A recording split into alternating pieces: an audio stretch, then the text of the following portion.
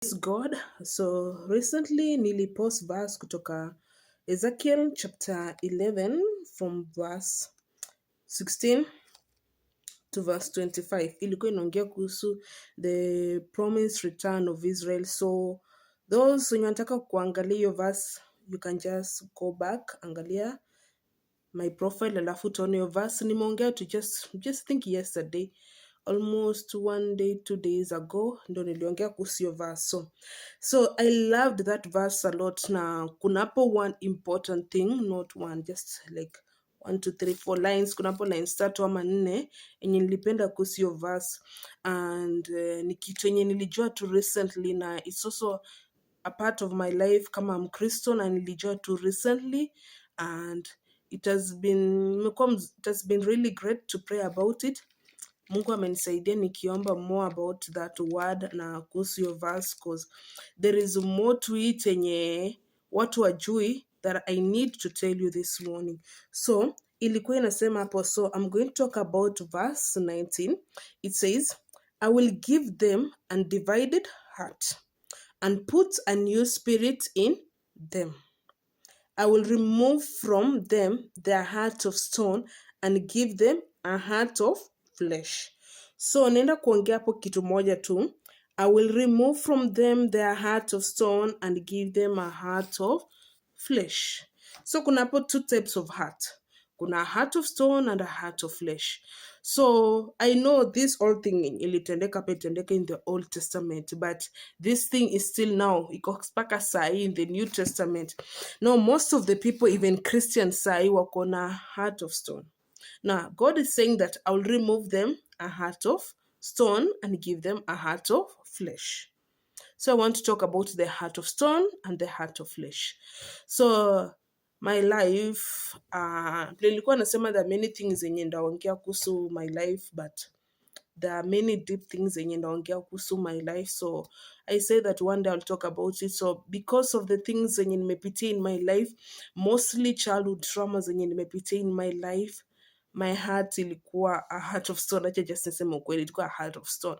So I want to tell you that a heart of stone means that umepitia so much in your life that you lock your heart, yani unafunga moyo yako towards people, towards things, mostly towards people, because ya rejection yenye umepitia, because ya challenges yenye umepitia, because of it yenye umepitia, unafunga tu moyo wako. And that thing inaweza kuwa so bad that you can even close your heart to God and the Holy Spirit.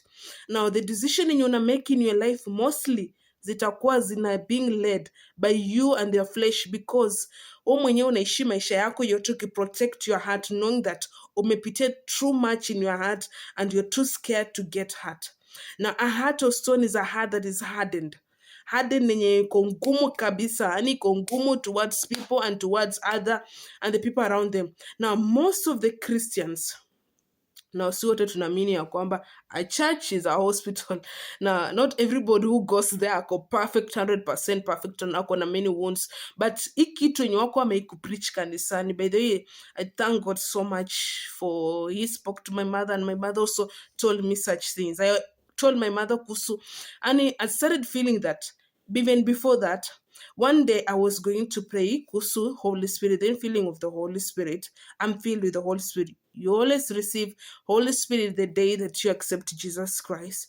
But there is one gift of the Holy Spirit, and I've been struggling, not like struggling, but since I've been born again now, I told you I got 12 years, and it's been many, many years, even more than a decade. So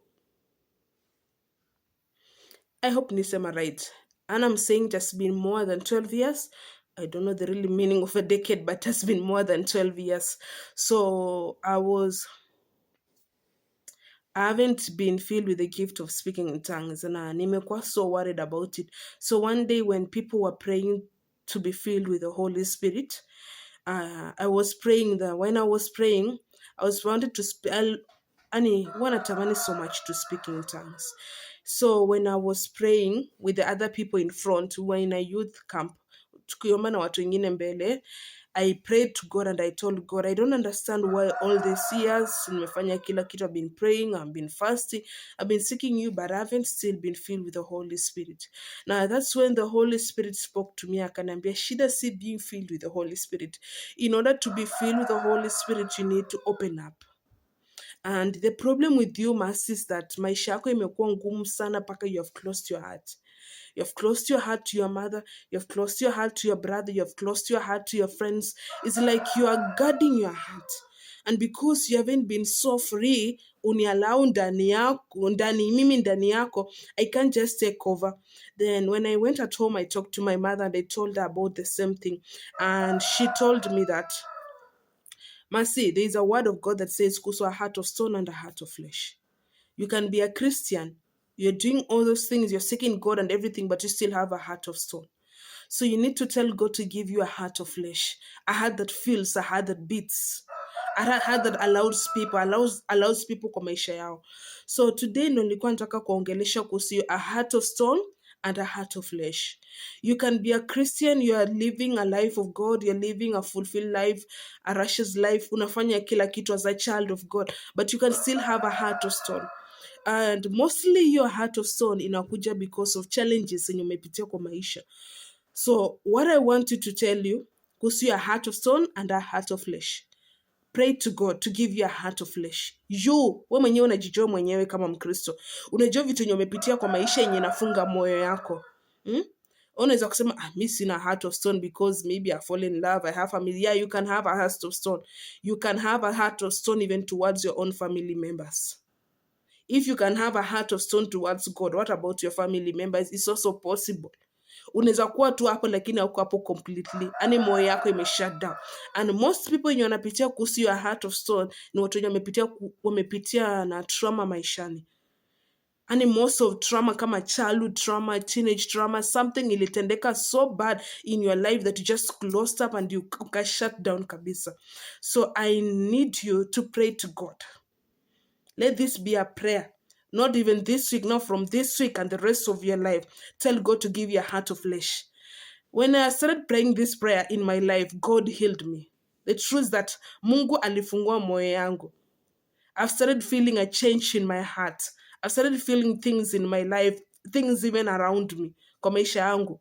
Like my emotions towards my mom and my brother zilianza ku open up. And I pray God so much that it continues open up until, and I'll prophesy this, not I prophesy, I decree this, that it will happen ya kwamba ata open so much that I'll start speaking in tongues, because that is the greatest desire of my heart. So that is what I wanted to tell you this morning, and pray to God to give you a heart of flesh and to remove a heart of stone. Be blessed and have a wonderful Sunday.